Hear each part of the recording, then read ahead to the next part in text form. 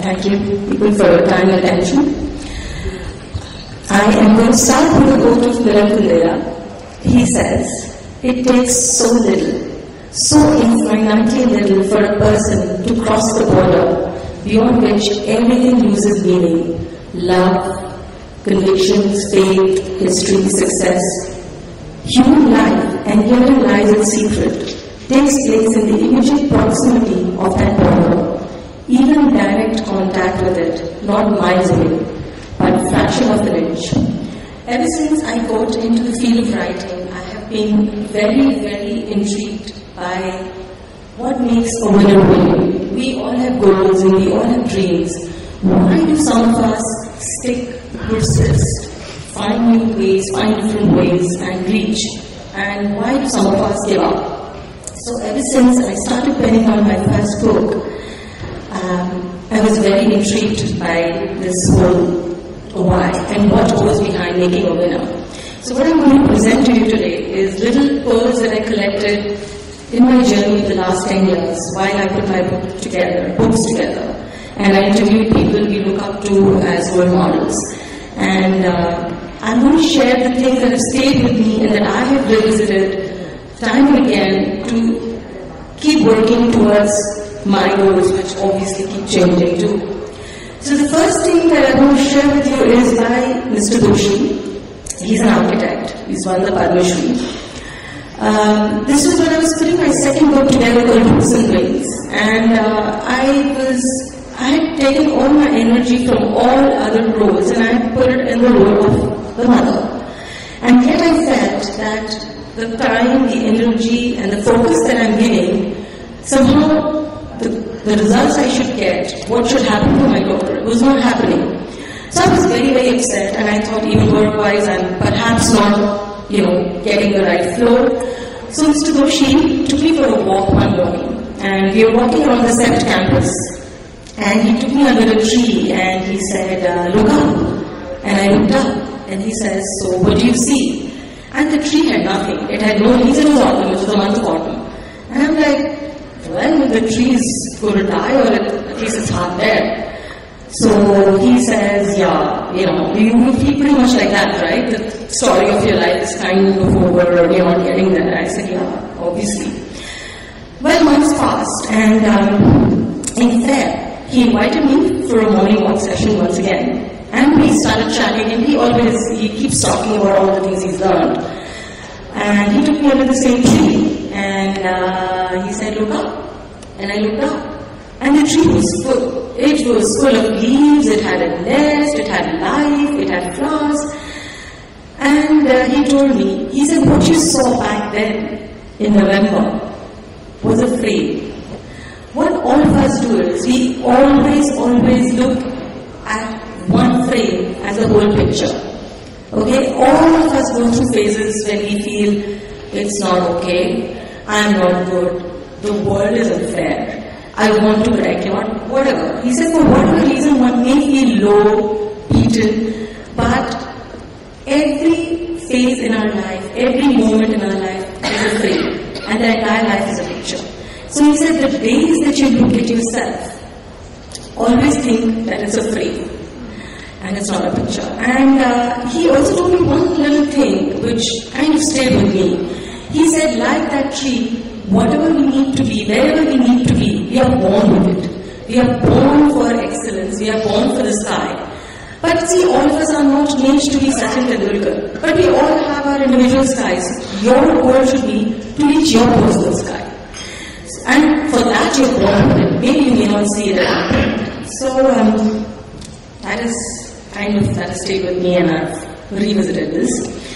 The second thing which I felt was when I went and I interviewed Satya Saran. Now she has a very interesting story. She was the editor of Femina for a while and then now she's with DNA. Satya Saran worked with a Hindi daily in Nagpur. And this was the time when the English newspapers were taking precedence and the Hindi dailies were dying, slow death. So she said we stopped taking our salaries and then we stopped taking the break money and the chai money and the nashta money. She said eventually the press ran out of paper and we had to close down. So she said we were this bunch of very, very excited, zealous, group, and we wanted to get this daily out, and there was no way. So she said the day the press shut down, I went home and I cried and I lamented for 17 whole days. She said I did not cut my grief down. I allowed myself the pain and I blamed whoever I could blame. And after a point, I was, okay, now what? And that is when she moved to Mumbai and stuff. So what I understood, and this is also what I got when I was compiling, I have compiled about 13 titles of Chicken Soup for the Indian Soul series, where we invite stories, essentially of how one overcomes one's issues, challenges and blocks. This is one overriding factor I have got in, I think, thousands and I've got about 10,000 submissions and I've printed about 1,300 stories so far. And this is one point which I think has been told to me over and over again by different people, that you have to allow yourself the time to feel sad. What we do and what we also do to our loved ones is we always, in our bid to take away the pain, the problem, we try and cut short the grief time. But we have to understand, when we allow ourselves grief and we hit rock bottom, the only way is up. So there is this little thing that happened which is connected to this. This is a question I want to put to the audience if anyone wants to answer. Let us say that your spouse or somebody you love has not gotten certain promotion that you think he or she is entitled to. Or let's say if you're talking about your child, she should have won the elocution contest, or some project that your partner worked in did not get the due reward and appreciation. And the person comes home, your loved one comes home, and he or she is very, very upset. And what is the first thing that comes to your mind? So essentially what I'm trying to talk about is how do you allow others to deal with their challenges, with their blocks. So anyone wants to kind of volunteer any answer? What's the first thing that we tell to our loved ones when they come home and when we feel that, okay, they are down and out?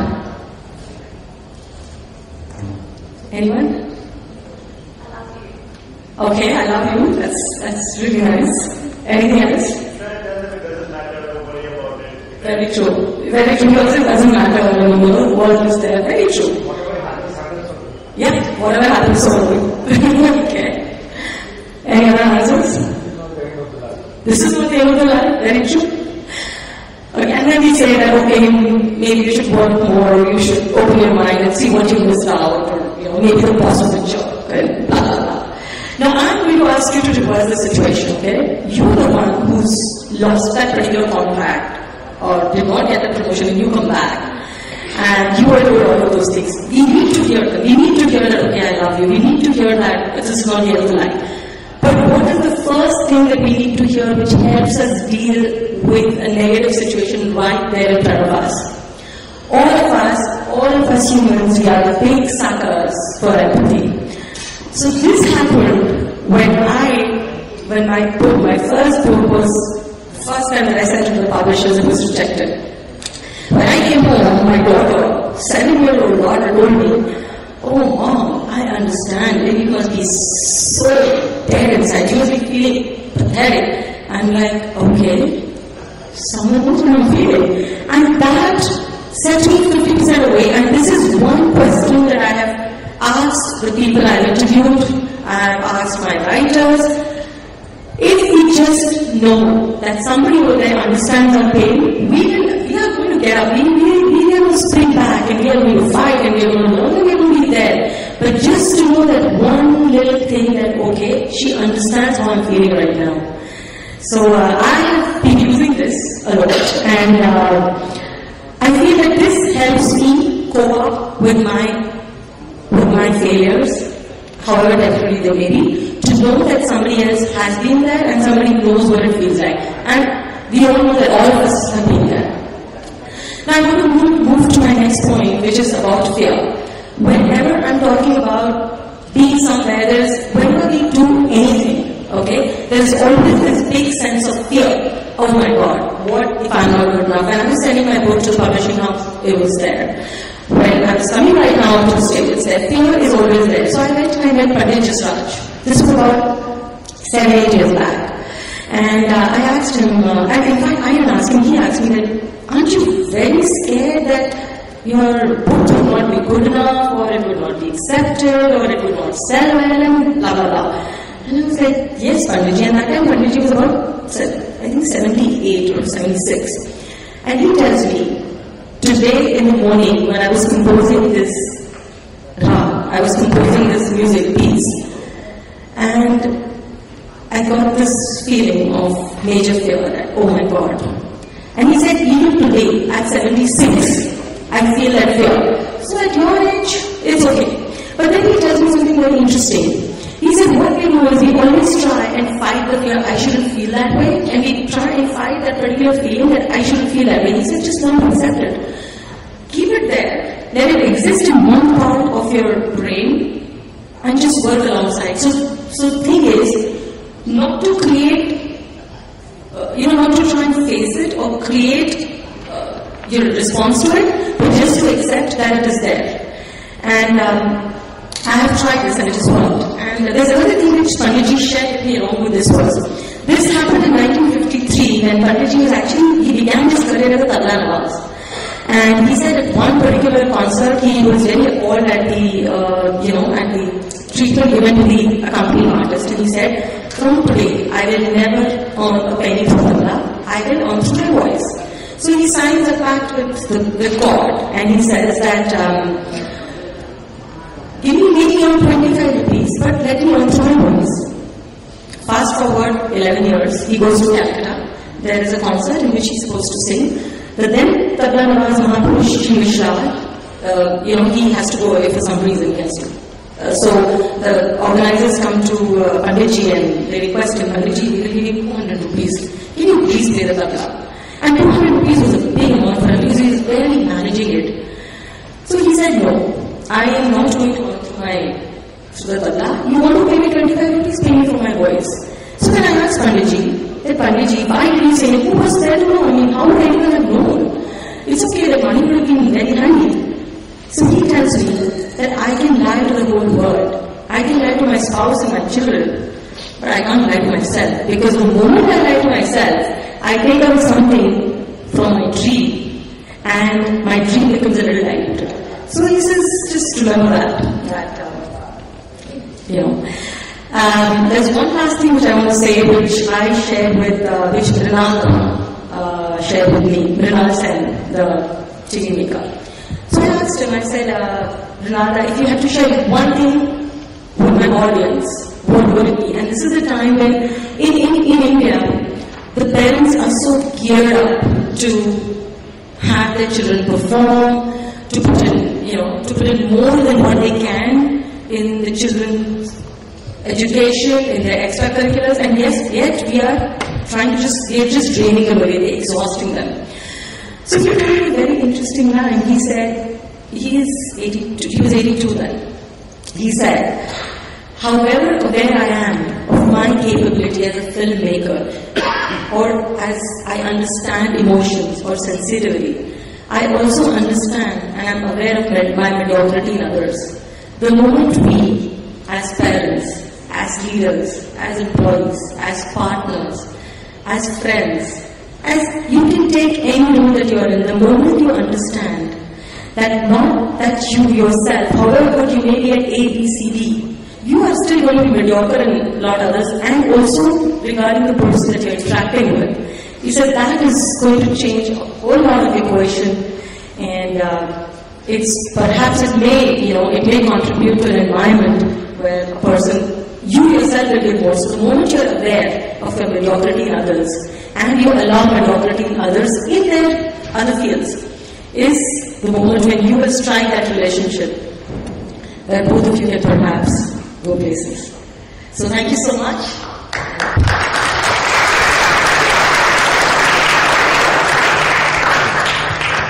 Ladies and gentlemen, Ms. Raksha Bharadia is going to have a conversation now with Mr. Kumar.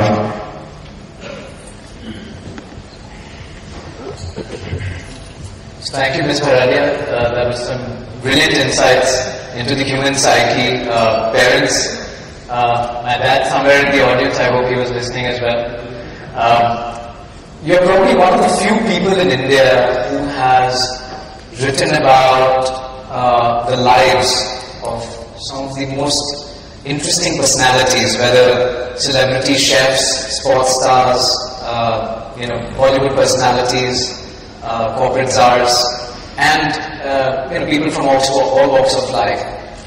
Some of your titles have a common theme. So the Chicken Soup for the Soul series, one of the underlying themes always has been, people's attitude towards hardships and how they overcome personal adversity in their careers, or whether it is life-threatening illnesses. Can you share some light on some of these hundreds of people? Which are your top 2-3 anecdotes, or what are some of the common traits there? So the first thing that comes to my mind is what Shekhar Kapoor shared with me.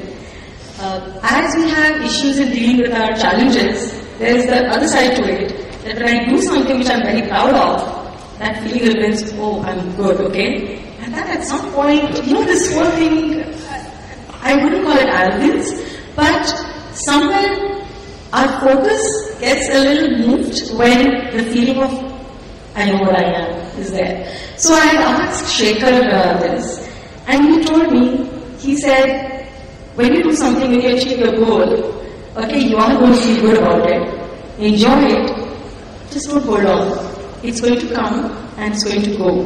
Okay, so let it go. Very often we hold on to the feeling of wow. So he said, enjoy it and let it go. And there's one little story which all my anecdotes are all about filmmakers. I'm sorry, but this is another one. I don't think the audience minds. This is what Mahesh shared with me. This is a little story which J. Krishnamurti shared with him. He said there was this eagle which was flying one day. Mother eagle which was flying one day with its two eggs from one cliff to another. And on the way, when it's slowing down, she drops one egg in a hen coop, and she goes away. And so this little eagle grows up in a hen coop thinking it is a hen. And so, it looks down in the sand and it keeps pecking for grain there.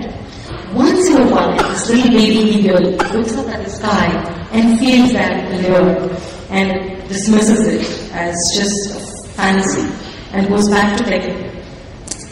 And then one day the saint walks in, and the saint sees this king of bird amongst him. And the saint goes, and the saint is known for this. The saint has to get out the best in every creature.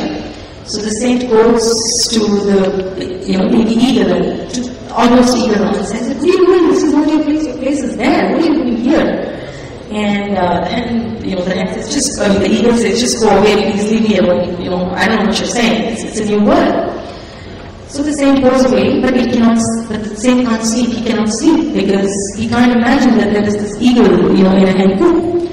So he goes back there before the crack of dawn, picks up the eagle and starts climbing. And the eagle is struggling, and it says, "Let me go. What you doing? That's my family. That's what I know. That's where I belong." Saint does not listen to him. He goes up right to the top of the cliff and flings the bird as the sun is coming up. So the eagle manages. it struggles for a while, and then it just spreads its wings and it starts soaring. So Mahesh told me that J. Krishnamurti told him that we all are hens pecking our way in the sand, where all of us are actually meant for the sky. And that's brilliant. That's a brilliant story. Some of the titles that you've had, Roots and Wings, which is around parenting. I remember one of these sessions I had attended, and you were talking about the multiple intelligence theory. Would you want to spare a few minutes on that? Multiple intelligence theory is proposed by Howard Gardner, who works with the Harvard University. So I don't know how many of you know, but it says that we have 8 different kinds of intelligence. And in India, interestingly, at least a very short while, we had problems only for the memory and logic. But there are so many different types of intelligence. So when I started meeting people, I met Kumar Mangalam Birla, I met Sachin Tendulkar, I met Hussain Sahab, I met Jogin Chaudhary, I met Javed Akhtar. So I met people from all different walks of life.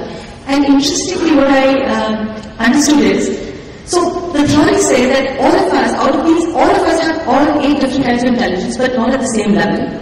Most of us would have 2, 3 at a very enhanced level, the potential of which is very big. We would be average in 2, 3 and would be downright low in the other 2, 3. Now, if you're going to try and ask an apple from a guava tree, it's not going to give you an apple. Okay, it is a guava tree. So the whole concept of multiple intelligence theory is to align what you want to do in your life with what you're naturally inbuilt, the innate tendencies and skills that you have. For instance, I mean, if you were Shriram Raghu, the actor, was actually, he's a doctor. Okay. And, he went and he got into theatre and to movies because he had this 3-year placement in South Africa where he was completely devoid of theatre. He couldn't see theatre. And that's 3 years staying there, he realized that I'm just going to be an average doctor. But I may just need to give up everything and try and come back and try my hands at theatre. And that's how he actually became such a success. If you see a lot of success stories, Harsha Bhogale, I mean, you start with different things, but if at some point we if we can align ourselves to what we are good at, it may help. So if you could you can Google multiple intelligence theory. There's actually a very interesting questionnaire over there, which you can fill out, and you can understand, you can at least get some kind of analysis of what you naturally are inclined towards. Right. In all your interactions with some of these stories, I would say, not personalities, I know people write to you with their stories. You've got a whole range. Have you done anything for corporate India yet? Actually, I'm right now in the process of collecting stories for the entrepreneurs soon. Okay. That is the current title, which, according to Westland, which is my publishing house, it's as far as concerned, they think this title has a lot of potential. So if any of you want to contribute, you can. Would you take failed entrepreneurs as well? I mean, I'll send it out. But moving ahead, so you bring a variety of titles. Give us a sense of where you see India's social fabric emerging. So there is in today's youth, and I will count myself in the youth. We're over-aggressive, over-ambitious. There is this feeling that everyone needs to be successful, and success somehow has become. There is now an Indian dream, I would say, right? And people are working towards it diligently. Given your breadth of covering so many of these stories, so many people, what do you think is the meaning of success now, and what it should be for the youth today? What I understand is that success is about some kind of semblance between your inner and outer life. What you are happy doing and the way you want to live your life. A successful person is who's doing exactly what he loves doing at every moment of his life. In the stories that I get, I do understand. So you have to, I think, set your priorities, and you have to decide on what you want to give up for what you want to get. But for me, success is some kind of semblance between what you are as a person and the thing that you spend 12, 14 waking hours of your day in. For me, that is success. There's some kind of semblance. Very well put, very well put. And the final question I'll ask you is, in terms of hardships, in terms of, people coming out of, great atrocities, whether they were born with or circumstantial, is there one anecdote which really stands out in your mind from any of your stories or books which you would like to give out as a parting sort of shot to our audience? Sorry, I'm pulling you on the spot there. So she's talking about like 1,500 stories she's done. I'm asking her to pick one in the next 30 seconds. Okay. So I'm again going back to a Bollywood hero. Actually, he's a comedian, Johnny Lever. And I interviewed him. And I don't know if any of you know, but he is from the slums. And at one point in his life, he wanted to kill himself.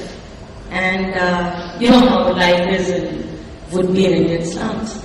So that was a very delicate moment. My interview with him was supposed to be for an hour, stretched to 3.5. And he told me about this little incident where, in that abject poverty and tired, and yet he has 3 sisters and they were not getting married, and his parents were constantly fighting. His father would be drunk, and there would be domestic abuse.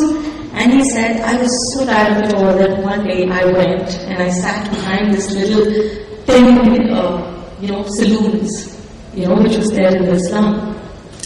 He said, I sat and I was thinking that where do I go and how do I go and end my life?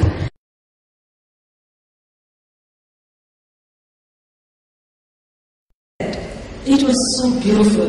Her voice was so melodious. And I just got lost in it. And for 2.5, 3 minutes, whatever the duration of the song was, he said the thought of killing myself did not come to my mind. And he said after the song was done, I got up and I started walking towards the tracks. And then I was humming this song. And I realized that life is beautiful. I mean, however difficult, however unpleasant, however dirty it looks to me now, there is some beauty in life, always. And I also believe that there's always some beauty in our life. But you know what? When we are down, we don't want to see that. We don't want to see what is good and what is beautiful in our life. And I think that is it. Beauty is within us, but beauty is also outside of us. And if we could at that moment just see it, I think it would make all the difference. Absolutely. What a wonderful story. Thank you so much for this wonderful session. Ladies and gentlemen, this Raksha Bharadia for sharing a delightful insight together. And before she leaves, I request the hostess to kindly step up and allow Mr. Kumar to hand over with a small token of appreciation. Thank you for making it a very special CLO Summit 2012. Thank you very much.